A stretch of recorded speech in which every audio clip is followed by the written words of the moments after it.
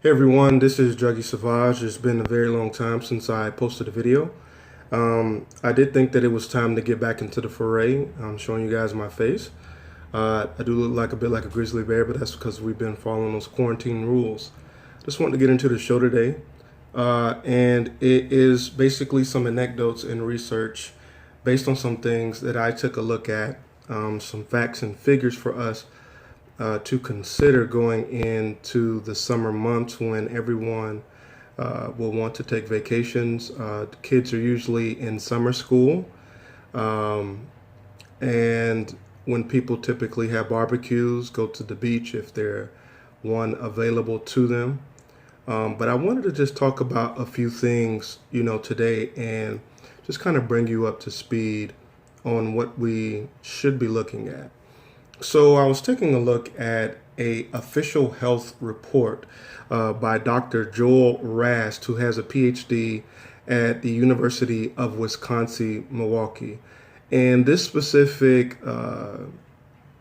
article, medical foray, if you will, was officially published last month in April. And it's specifically about the divide on race as far as the coronavirus epidemic is concerned. And there's some things about this that I think are very relevant. I'm actually going to read you all an excerpt here because I think it is very important for us to understand that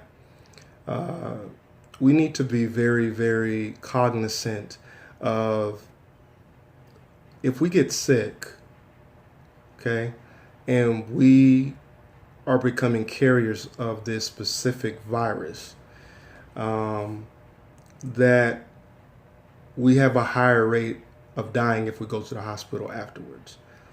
Now, the problem for a lot of black people living in America is we don't really have access to resources that will allow us to get adequate medical care.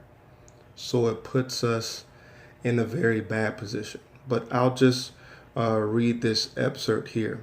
And it says, at this point, African American residents are much more likely than white residents to have contracted the virus. As of April 8th, again, this is over a month ago, nearly twice the number of African American county residents as whites had tested positive for COVID-19. African Americans represent 27% of the country's population. However, they account for 45% of confirmed cases. The most disturbing part of this is that out of 67 coronavirus-related deaths, 46 of those victims were black. So there's a disproportionate toll of African Americans, or black folks, if you will, perishing. The ones who did perish from coronavirus, the greater majority of those people were black. So one thing that I wanted to talk about this morning is what are we supposed to do? The vast majority of black people were already struggling prior to the virus ever becoming a mainstream issue for the media here in America. Now we're in a position where a lot of parents are homeschooling their kids. They've never done so before. Homeschooling was the byline for a joke previously. However, now it is something that has become an absolute necessity. Schools are shutting down. A lot of them are doing online distance learning. What does this mean for us? We've noticed that police brutality hasn't stopped because there's a global pandemic going on. It hasn't stopped. What should we do? Let's take a look at some of our options. Okay? We'll take a look at these options a little bit later after I present some more of these facts to you all as we go along.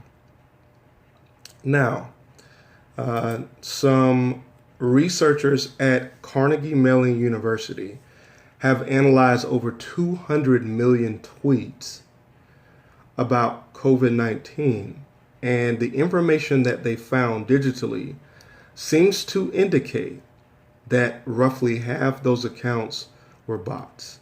That means they were digitally generated for political use. As far as reopening the country, reopening the rights of Americans to be able to do the daily activities that they enjoy. Now, when we translate this, we can pretty much surmise that those first world benefits, those taken for granted entitlements that some Americans are really pushing for. We've seen the armed protesters in state capitals of Illinois, South Dakota, where these people feel like they should arm themselves because their supposed rights have been violated.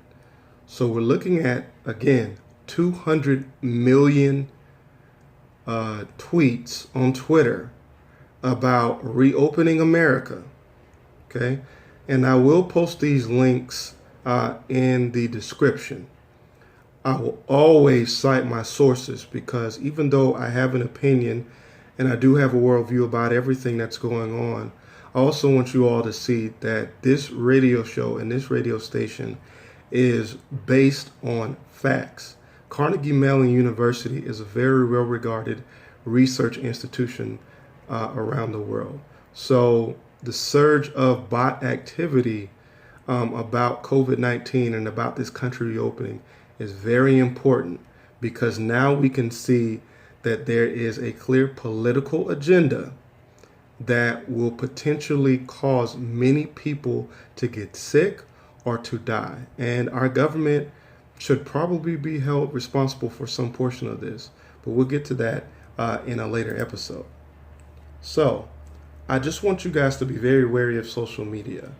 If you see an article or a headline, please make sure to read that article in its entirety and also to see who wrote that article and make sure that it is not a parody article or it's not written by somebody who did not do their due diligence on that specific topic. Because even though we have so much information available to us as citizens, one thing I want you guys to remember is that we are also in the age of misinformation, and that misinformation can cause a lot of people to perish. Okay. So I wanted to bring up another medical report. Okay. And this medical report is very important. It was developed in Newark, New Jersey. It's called the Coronavirus Disease 19 in Minority Populations in Newark, New Jersey. Now, this was done by a number of medical doctors and scientists. And again, I will post the link to this PDF in the description after this video has been posted. Okay. This was taken in the Newark Beth Israelite Medical Center, which is in a predominantly black neighborhood, on the effects of coronavirus. Okay. And this is what they found.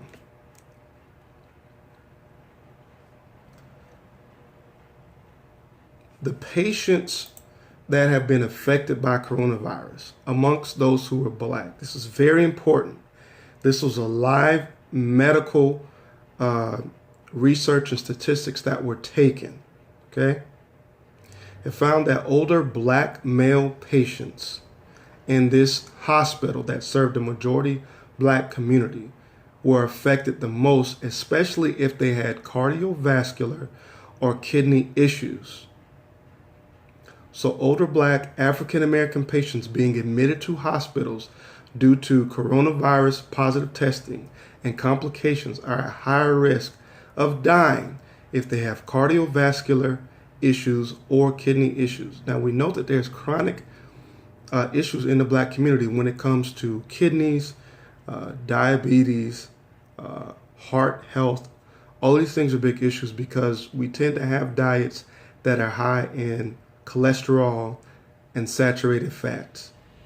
It's important for us, if it is possible, I know that there's so many people struggling. If it's possible, we have to continue to try to maintain a healthy lifestyle. The coronavirus as a carrier, according to these articles, it could stay in the air up to 2 days. You could carry it close to a month. You could just be a carrier. Doesn't mean you make you sick. You could be a carrier of this virus. If it's possible, let's try to stick to essential activities, going to get the supplies that we need, maybe going to the park to take a walk. But going to parties, going to the highly dense beaches, pools, going into very highly densely populated restaurants. I missed my birthday in April.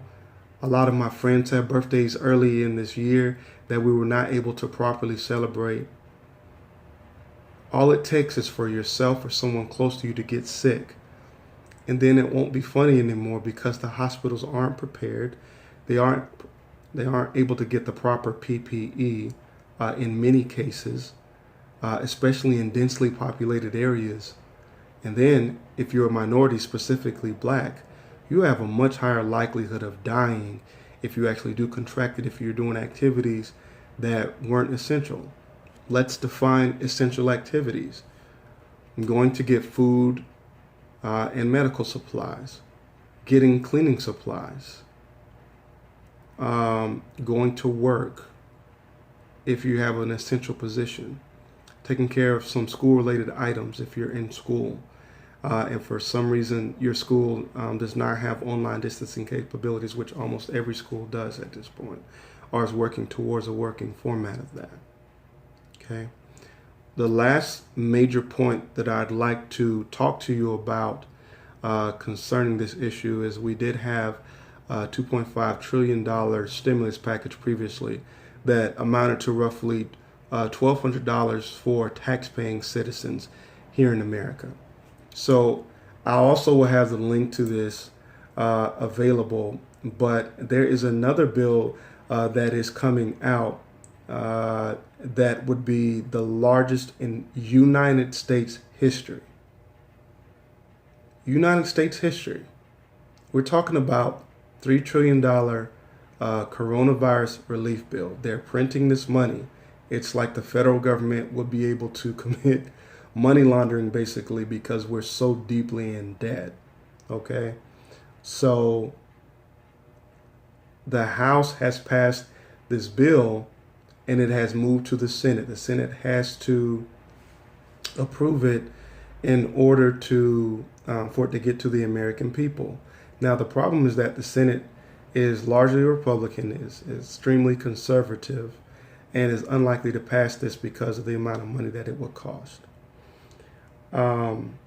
With more than 38 million unemployment claims that have been filed, this is more than the Great Depression back in the late 1920s and early 1930s. I really think that it's important that we look at what this means. People would be able to get more money in unemployment and stimulus benefits than a lot of essential workers are making weekly at their jobs. This is a problem because we have a very large income disparity in this country where the minimum wage does not meet the basic needs of the people who make that money. We knew this already. The government has been pushed to the brink. Now is the time to petition your congressperson. Now is the time to write letters. Now is the time to send emails. Now is the time to send petitions based on community organizations to hold and pressure our legislators and hold them accountable. This is the only way. This is the only way. Anarchy, going into state capitals, fully armed with assault rifles, tac vests, and such paraphernalia, unfortunately that's reserved for our white counterparts who have the complexion for the protection. They can do that without getting in trouble, without getting arrested, without getting shot and killed, or otherwise permanently maimed. As African Americans, we don't have that privilege. So what do? There's protests going on right now about a black man that was killed. And I don't even want to get into the details of it, but the way that the community is standing up to the police in that situation, we should take heart to that. We all have to do it. We have to put our differences aside, religious, sexual preferences. We have to come together. We're not going to get a lot more chances at this. So I really encourage everyone to continue to read. We're quarantined at home. Let's push past our laziness. For me, as a gamer, I have to push past being a gamer. I have to sit down and read manuscripts, books. Let's increase the level of knowledge that we have. So when we address those in charge, those that we elected, gerrymandering notwithstanding, that we have a chance. We have a chance to impact the country that we live in. For most of us, going back to Africa, it's not an option. We can visit one day. We can visit and see our roots. But going back there to live is not an option for 95% of us. We're going to have to stand here and fight.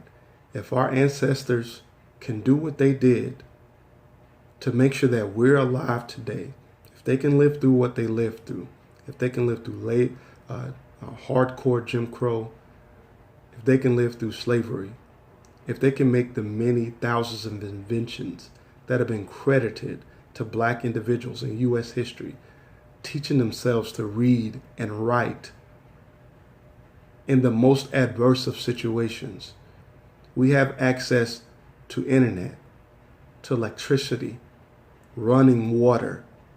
We have to do better. My name is Juggy Savage, and BLJ Radio will be a bastion of hope, knowledge, and research for the black community.